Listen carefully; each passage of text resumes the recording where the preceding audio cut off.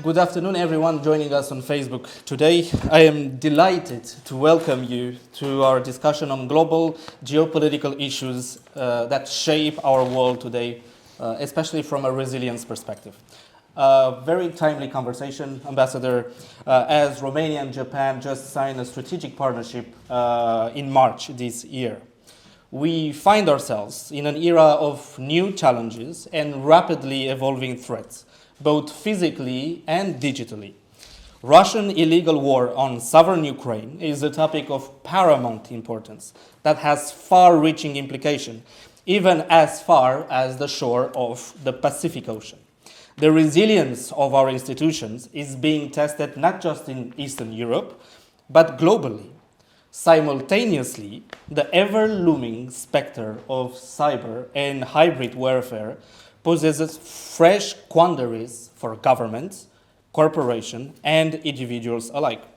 In the spotlight today is the Euro-Atlantic resilience, alongside Japan's exceptional resilience building efforts, Black Sea region along with the broader Pacific region, each bearing its unique strategic and geopolitical significance.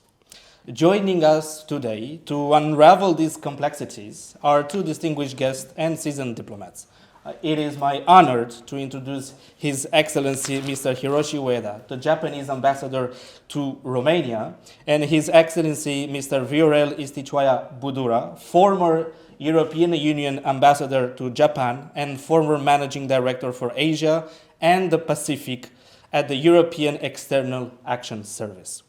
Both our guests bring with them an intimate understanding of the dynamics between Europe and Asia. Ambassadors, thank you for accepting my invitation today. So, without further ado, let's delve into the heart of our conversation. We have an illegal aggression that started not very far from our borders. The Russian illegal and criminal invasion on sovereign Ukraine. Given the unfolding situation in Ukraine, how does Japan perceive its potential implication on Asian security dynamics, particularly for Japan itself? Are any steps being taken to adapt Japan's security arrangement in response to these developments? Well, Please, thank you very much. First of all, thank you very much for having me. I'm very honored to be here to have a significant debate with Your Excellency, Mr. Isticioaia-Budura. And first of all, I'd like to mention that this is, as you said, the very beginning, the restarting of the new era between Japan and Romania, because in March, Japan and Romania has signed a strategic partnership, which is the highest level of the diplomatic relation. So we are, at a new stage now, and thinking about that against this backdrop, we have to talk about the Ukraine, Russian unprovoked aggression against Ukraine.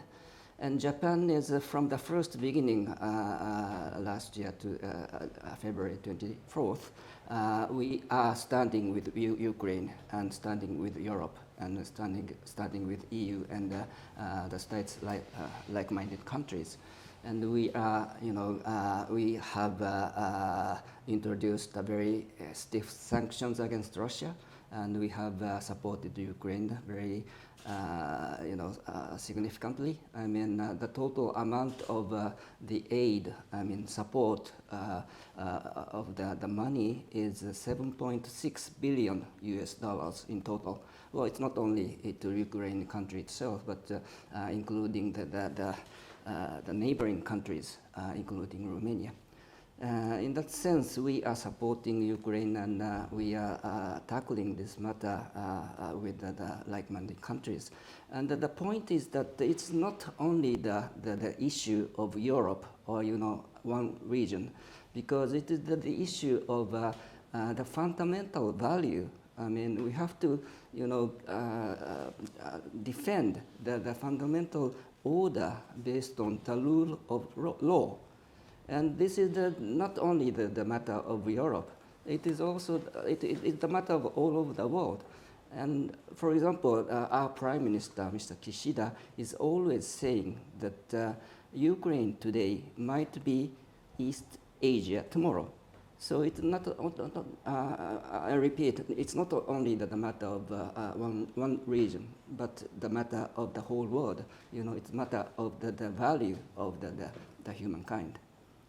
Thank you very much. Understand. So Japan stands with Ukraine, Yep, and definitely. stand with Ukrainians, allies and partners to defend democracy, rule of law, human rights, Yeah. everything that the Ukrainian soldiers are fighting for in the trenches of Bakhmut or any other else. Mr. Isticioaia-Budura, you worked in Japan for some years.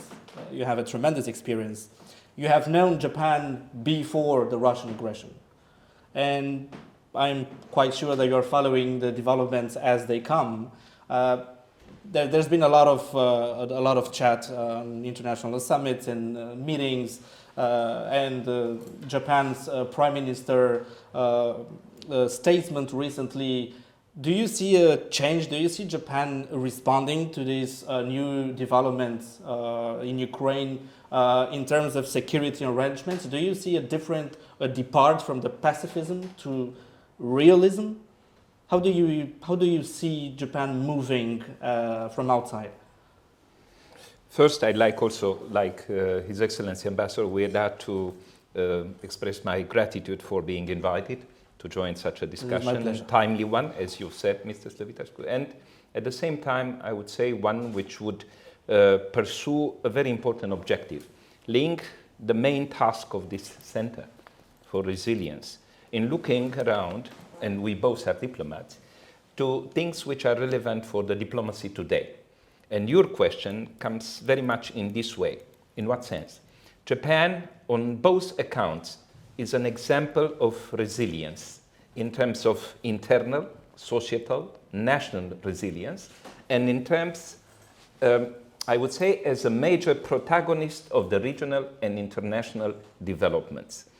And under the current situations, which were described by yourself and by His Excellency Ambassador Ueda, under a crisis which is challenging the capacity of the people to react, to defend the liberal international order, and to find ways of building up an important solidarity with the victims, to build up solidarity in defending the values which we cherish, I would say Japan, especially given its national traditions and culture, has doing a lot of things in the recent years, even before the war broke out, even before the crisis.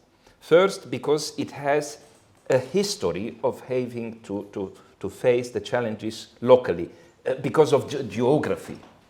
The Pacific Ocean and the natural conditions, the circumstances for the whole archipelago of Japan challenged the nation under many occasions. The one which, unfortunately, I witnessed in the sense that it was a huge tragedy was the tsunami and the earthquake in the spring of 2011, then a number of years ago.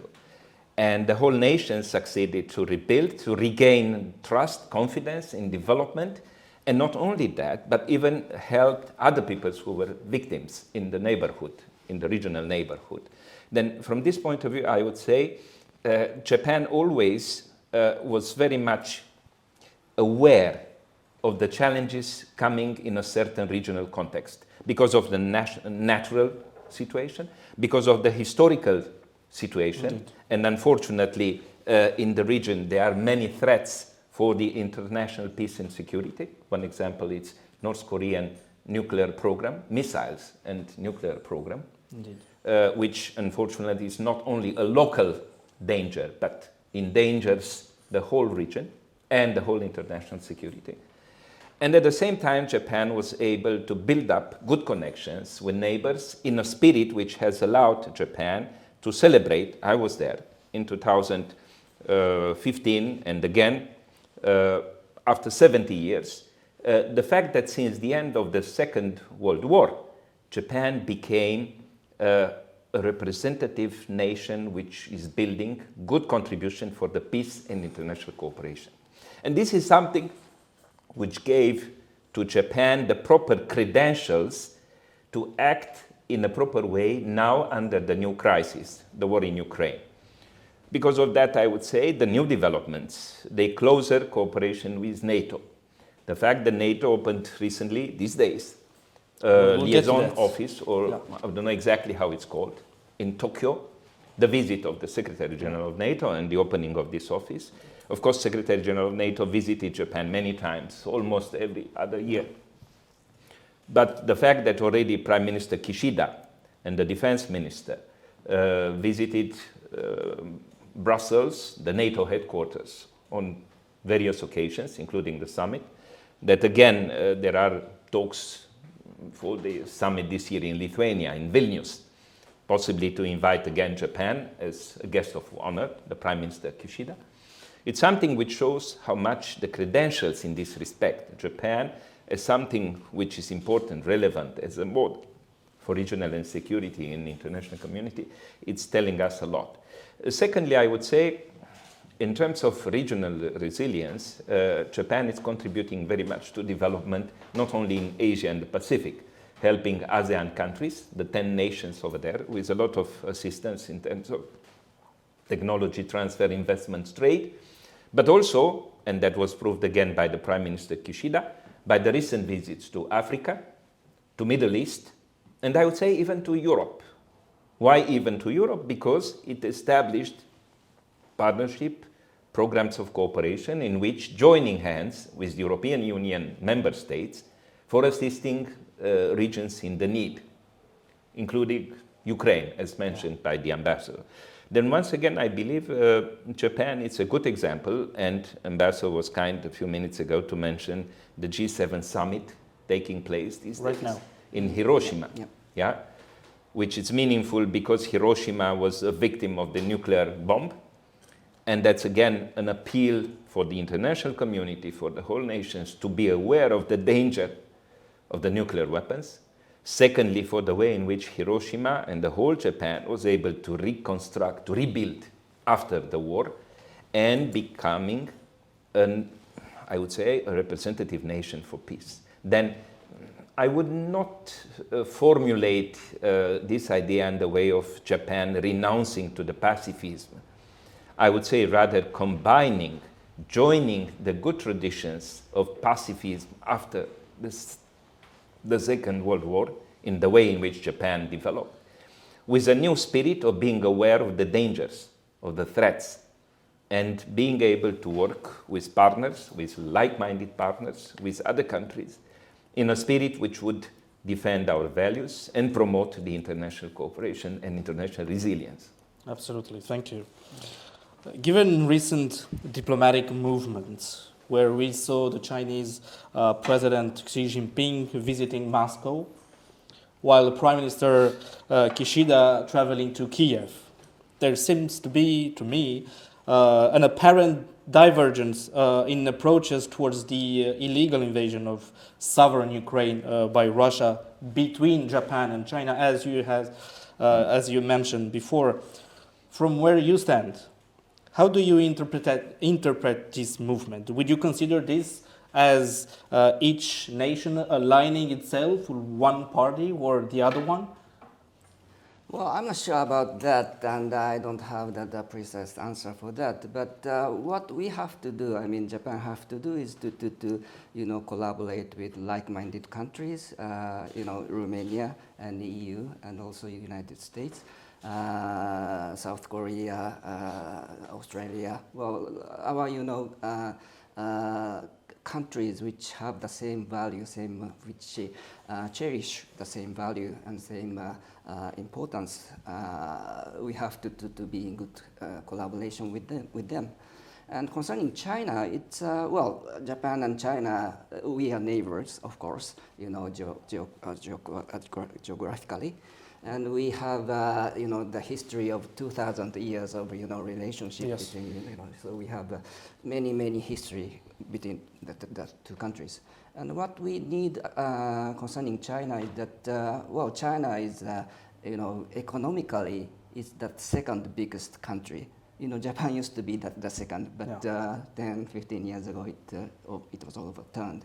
So, but still, Japan is the third biggest country. So China second, Japan third biggest, economically biggest countries. So we have to, you know, I mean, have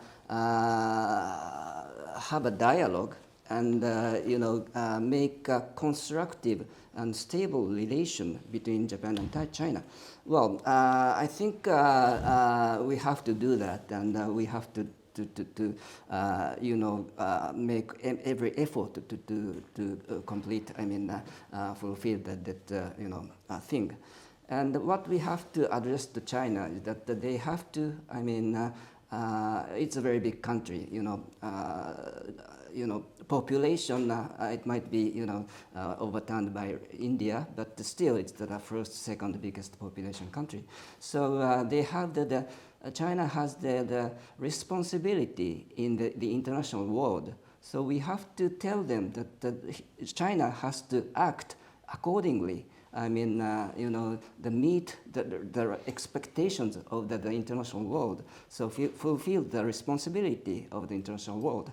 So, well, what China is doing, I cannot mention precisely about that. But anyway, we have to, you know, tell them that China has to act, you know, mindfully. Well, that's all what I want to say now. Thank you. My third question that follows up a little bit, considering Japan's legacy on pacifist nation, the decision there has been a recent decision to invest a lot more in the military. Considerable money that will go in the following years in the military capabilities, which marks a significant shift. Could you elaborate on the factors that have led Japan to reconsider its defense policies, if I can put it this way? How does the Japanese public responded to this military defense increase? Well, thank you very much for pointing out the very important point, which under negotiation, I mean, you know, to increase the amount of the military unit budget. So it's a very, you know, big dialogue, I mean, debate inside Japan. But anyway, we have decided launched a new security strategy, I mean, new national security strategy last December, which is the very big turn, I mean, change of the way of thinking of against toward the military, you know, expenditure. Well, I have to, concerning this, first I have to talk about the security, I mean, resilience. Now the world is at a kind of turning point. You know, the Russian aggression is shaking the fundamental order of the international, and so we have to, you know, increase the resilience. I mean, to tackle the change of the international situation. And we have to do two things. One is enhance the resilience of our own. I mean, I have to be resilient by ourselves. And another thing is to you know, cooperate with you know, other like-minded countries. And we are doing the first thing. You know, we have to, you know, enhance the resilience against, you know, the situation now. So it's not the increasement of the military expenditure is not to attack any other countries. It's only for the deterrence, you know, to help protect ourselves. And we have decided to you know, actually the percentage of the military expenditure now is only 1% of the GDP. But we have declared that we will double to 2% in 5 years. It's very, significant. I mean, it's it matches the NATO's 2% military. To follow the NATO fear. So it's a very big change, but we think it's necessary. And Mr. Kalpu asked me about the impression of the Japanese population. Yeah. I think most of the people are very, very favorable against this change, because we are watching the Russian situation, Ukraine situation now, and the change of the international situation. The only point is, at first, as I told you, the budget. You need money. So where to collect money is a very big argument now inside Japan. But still, the fundamental concept is shared by everybody, I think. Being the third economic power in the world, has its advantages, and I'm sure. But you made a remark that I appreciate, and I want to emphasize here at the Euro-Atlantic Resilience Center. We understand resilience also from a military point of view, as it contributes to the resilience building effort. Ambassador Isticioaia-Budura, I'm going to read something that Prime Minister Kishida said 2 days ago. And then I'll ask what you make of it and how do you see it. You know very well that Prime Minister Kishida has a tremendous experience in foreign policy, being one of the longest foreign ministers. You are going Japan. to read in Japanese? Unfortunately, I cannot do that, but I would have loved to. Okay. I was afraid of that. Very short. I want Japan to make large contributions to the peace and stability of the region through diplomacy first and foremost. And then he adds up, but neither diplomacy nor diplomatic language can be persuasive unless they are backed up by an ability to protect the lives and livelihood of the Japanese people. Do you see this as a turn to realism? I would say very much, if you... No, it's okay. It's okay, I can take it already. Then, frankly, I would follow very much what very comprehensively and specifically the ambassador has explained about the military budget and the way in which the new security strategy of Japan is foreseeing an increased contribution for the defense of the country and for the regional and international security and stability. And I would add something which is also coming out right now in the moment in which the Prime Minister Kishida is hosting the G7 summit. Why? And I would say it's very relevant for the way in which this pragmatism and realism should be taken in a, I would say, extended way, in 3 points. First, Japan always was a proponent for multilateral diplomacy, for multilateralism, like the European Union. And I recall years in which Japan was very active in promoting debates, exchange of views at the United Nations for the sake of promoting the reform of the United Nations Security Council in its structure, membership, the rights of voting over there as the veto, as a very special right of opposing to certain issues.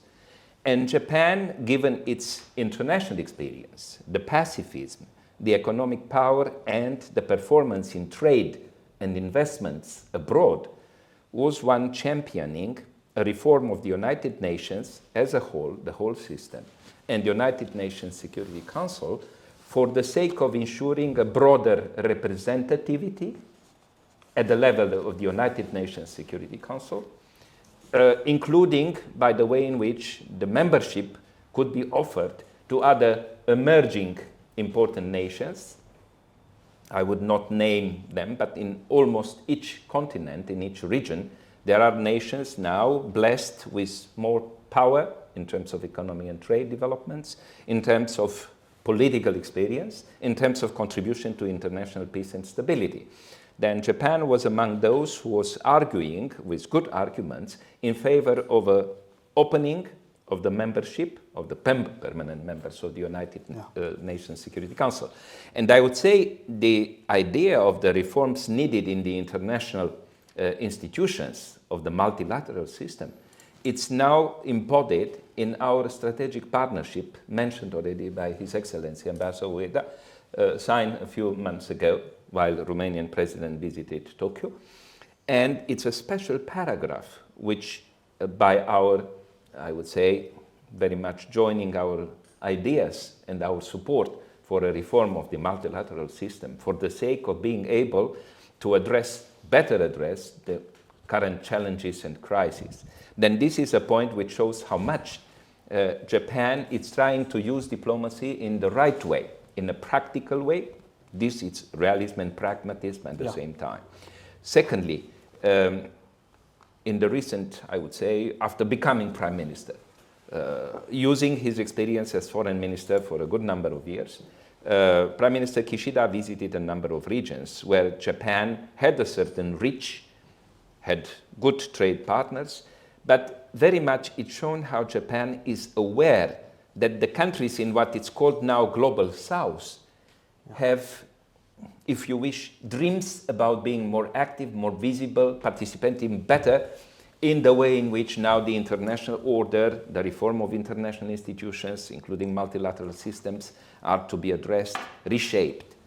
Then Prime Minister did a wonderful thing, inviting at the summit a number of leading countries from the, how shall I call it, Global South, third world emerging economies, like Brazil, like Indonesia, like India. Ambassador just mentioned that India is now the most populous country.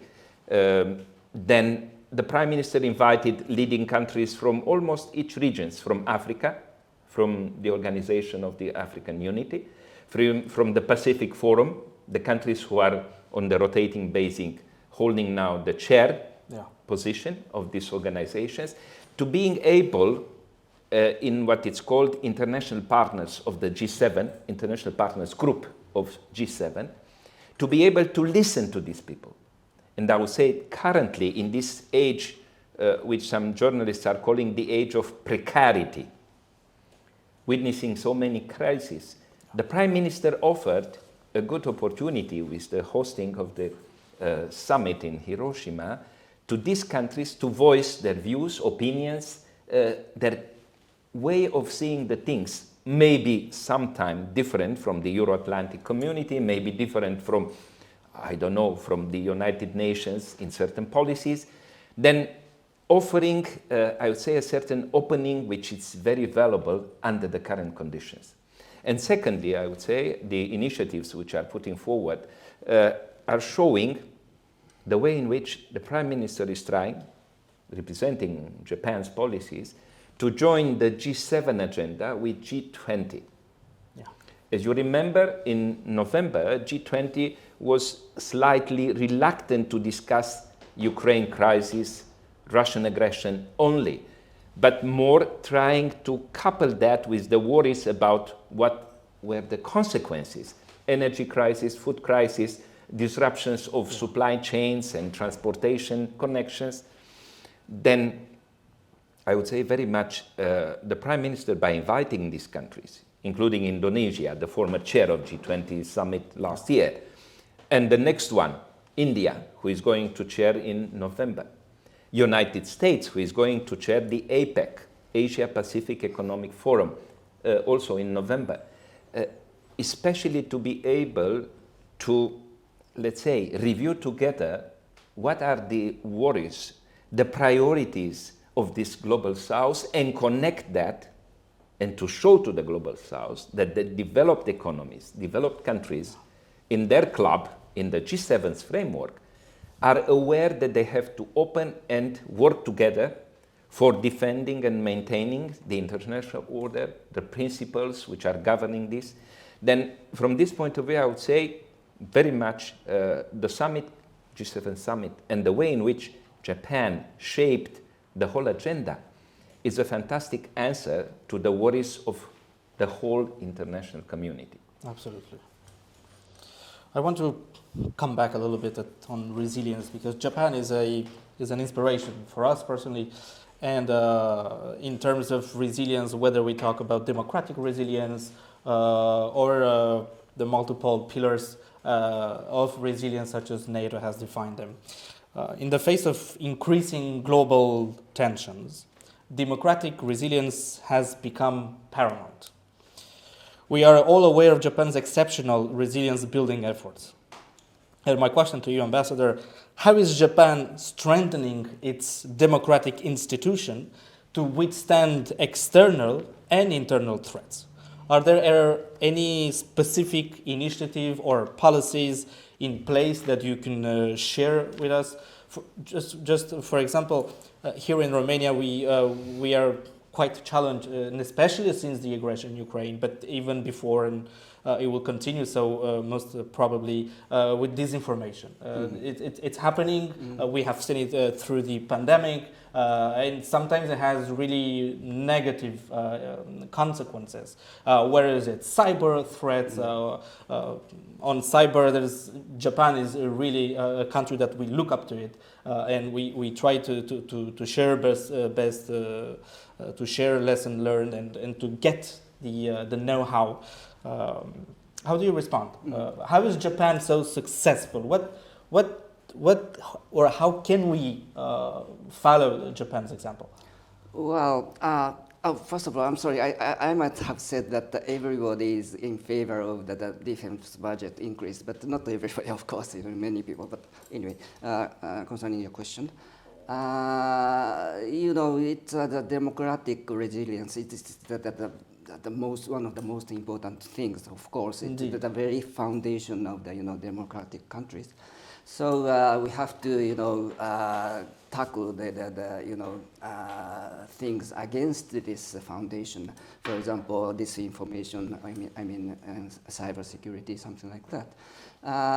Well, this information, cybersecurity, it disrupts the foundation of the democracy. So we have to tackle that.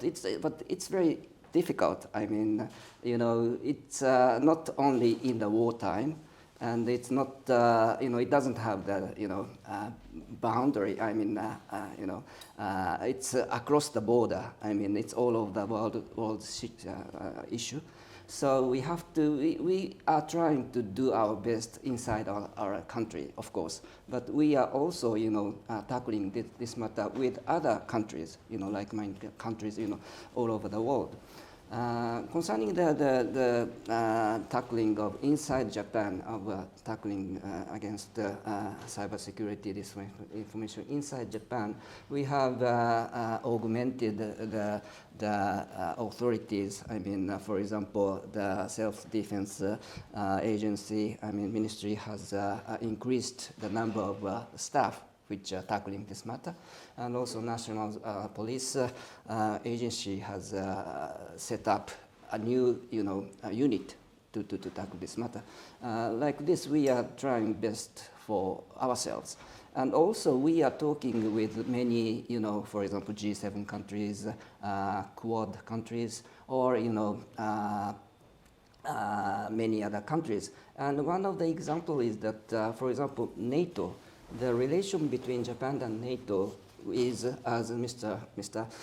Excellency Isticioaia-Budura has just said, it's getting closer and closer. Last year, for the very first time, the Japanese Prime Minister Kishida attended the summit meeting of NATO for the first time.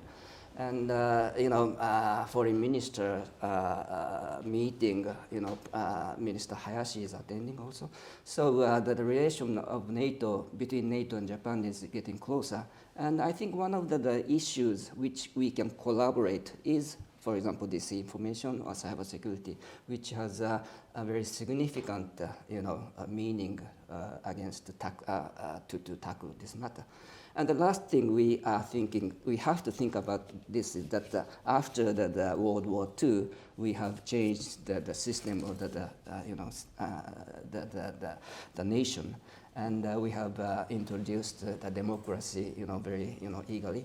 And the very important point is the education, to let people know about the importance and the hardness to protect the value of the democracy, you have to learn that every individual has to know about that, the importance.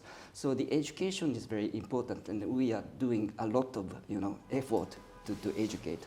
Do children learn about this information at school? Yeah, well, not specifically like that, but the importance of democracy, to choose the right, opinion, and to choose the right, you have to choose by yourself the right thing. So the fundamental things you have to learn. So this kind of matter. So democratic resilience starts with education, which later on enhances the social contract, where you have a population that trusts its institutions, trusts its decision makers. Ambassador Isticioaia-Budura, you have really witnesses and probably understood better than a lot of us how this resilience process building is happening and continues to do so successfully, if I may, in Japan. You have extensive experience in a number of foreign countries. You know Romanian society and what we deal with. You also understand the dynamics of resilience at the European level and even so globally. What is it that we in Romania can do better in tackling disinformation or any other threats in terms of democratic resilience? Or what do you think we can do? What's a strategy that's successful in Japan, and then maybe we can follow it or do it in our own way? I would say there is something which already Ambassador Ueda has mentioned: education.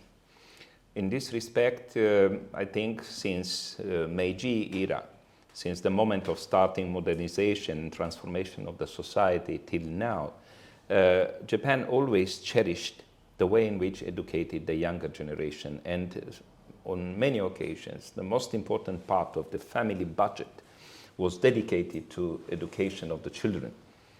But beyond that, it was the system at the national level which has developed in a very comprehensive way to educate people in, as Ambassador has managed, and in a democratic spirit, in understanding how democracy is something which begins in the society, in the way in which political system works, Absolutely. In the way in which everyone may be able to express his opinions, the way in which may respect and work for the stability, order, and discipline in the society.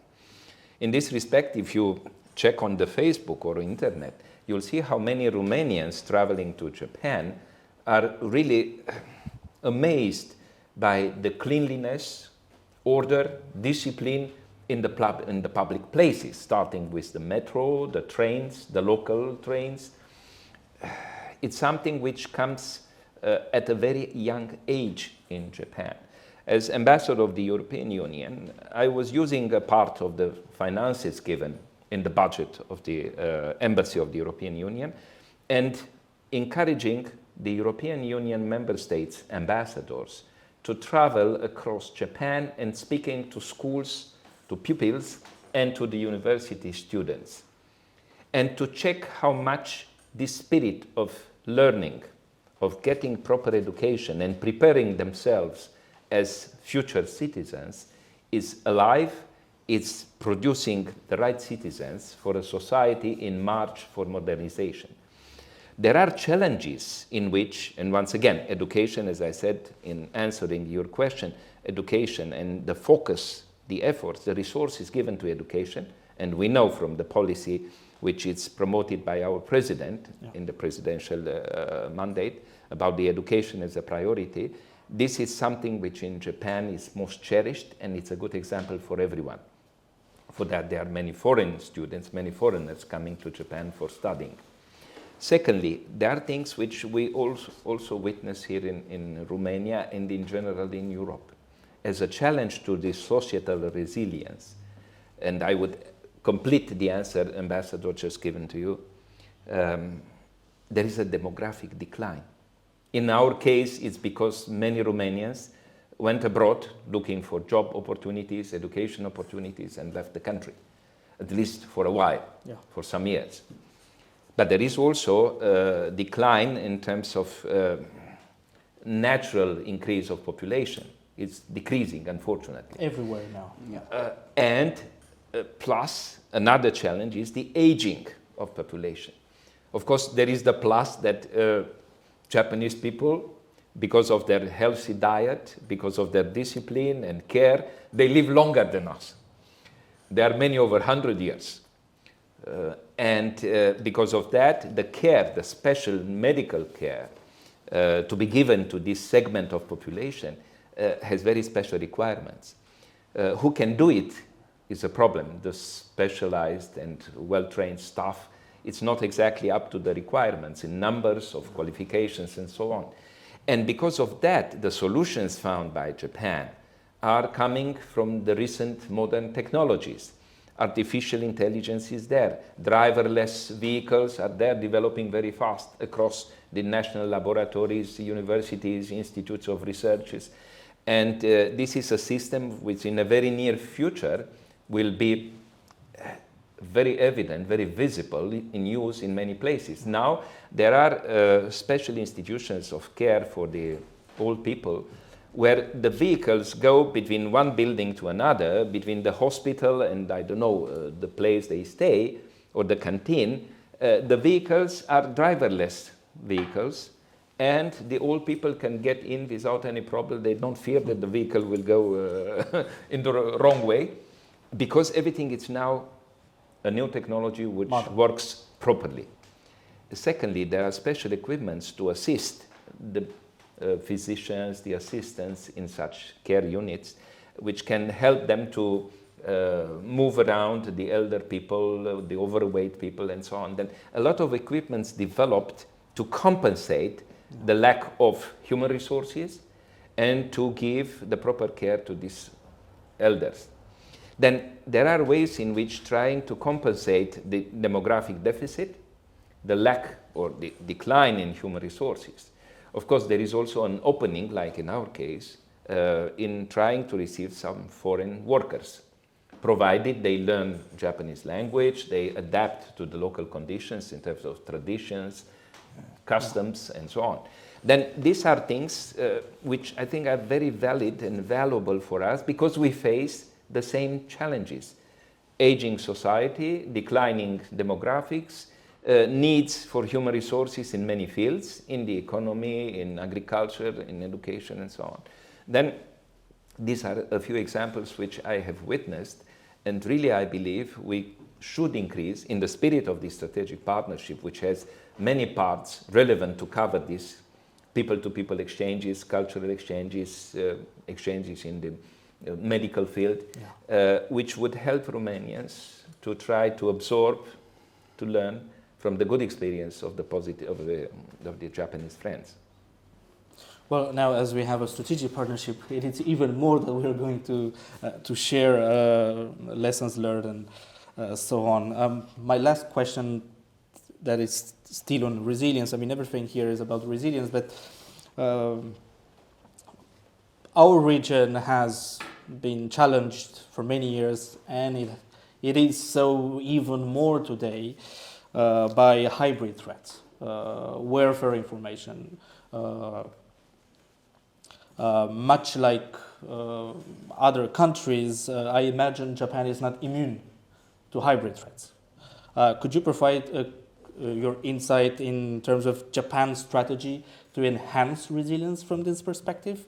Whether it's hybrid, cyber, information warfare, or maritime resilience, which we haven't had the chance to talk, but I'm guessing it's a huge thing in Japan, as you are surrounded, and especially with this new technology, disruptive, that can be sometimes disruptive if used by malign factors. Do you worry about this new technology that is evolving at a speed as never before? Are you subject to threats? Do you feel your society being subject to threats? We do here in EU, in Romania. We have this, and we have had this for many years. How is it the case in Japan? Well, as I told you, the matter of this, this information, cybersecurity, something like this is not doesn't have the border, and it doesn't have something to do specifically with the war. So it's a very fundamental thing which we have to tackle. And for example, in Japan as well, we have many cyber attacks, and also this information which is abundant in the SNS world. And for example, it is pointed out that that a country is in charge has a hand in the cybersecurity issue. Yeah. So we are at the threat of that kind of things. And also as you told me, the enhancement of the technology is very rapid. So we have to catch up the situation, and we have to tackle this matter as well. It's a very important but very at the same time difficult situation, and we are trying hard to how to cope with these matters. For example, we recently everybody is talking about the chat GTP, yeah. And it's a new technology, but at the same time, some people say that it's very dangerous. So we are under debate how to regulate the natural use of them. So the new technology comes. Every time new technology comes, we have to think about that. We have to go to the right direction. So we are at the point. As I told you, this is the turning point of the world. So we have to be very careful about that. And as I told you, two things to tackle inside our country, inside ourselves, and also the cooperation with the international world. But are these threats, whether it's cyber, hybrid, or are from other states, countries, or because today, as you well know, a lot of these challenges are coming from entities that are hidden, that are either private or different sort of entities. Yeah. Is it mostly countries or private or both? I think both. Everybody can. Absolutely. Recently, easily tackle. Especially in the informational space. Yeah. So as I told you, there's no border, so there's no. Where everything it takes of, just a laptop and. Yeah. Right. Everyone, one individual can do that. So yeah, we have to cope with them. All of Thank them. you. If I may, yeah. I would like to add on a lighter note, if I may, something which I remember from Japan. I was visiting the National Police Agency, which is sort of a Ministry of Interior in our case, yeah. And I was asking if there is any danger because of the very active Arabic propaganda. The Islam State was doing a lot of propaganda on the internet in trying to recruit people and so on. And the Japanese experts there started to laugh. And I was surprised. I said, why are you laughing? He said, this Islamic State propaganda has no effect in our case. Why? Because they do not have many Japanese language experts, and our Japanese people do not speak Arabic. Then they cannot do it in a proper way to have any influence on us. Yeah. Well, that's very true. Then defend your national language. Keep it special. Yeah. My last question to you, Ambassador Isticioaia-Budura. Are we witnessing, we already talked a lot about Ukraine, about a new NATO liaison office probably opening in Tokyo very soon.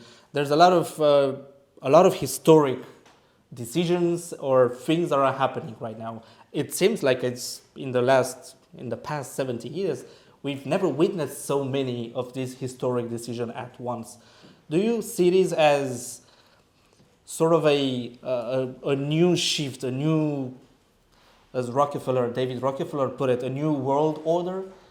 Do you think we're witnessing a tremendous shift in international relations? Do you see as the old international based order is changing? Yes, I think so. And very much, once again, I'm using this excellent moment of the G7 summit in Hiroshima, hosted by the Prime Minister of Japan, because it shows how much there is a good understanding at the level of the Japanese leadership, and at the same time among the G7 leading countries, that they cannot continue maintaining the international liberal order in a way which would exclude, separate the rest of the international community without recruiting their participation, understanding, and support.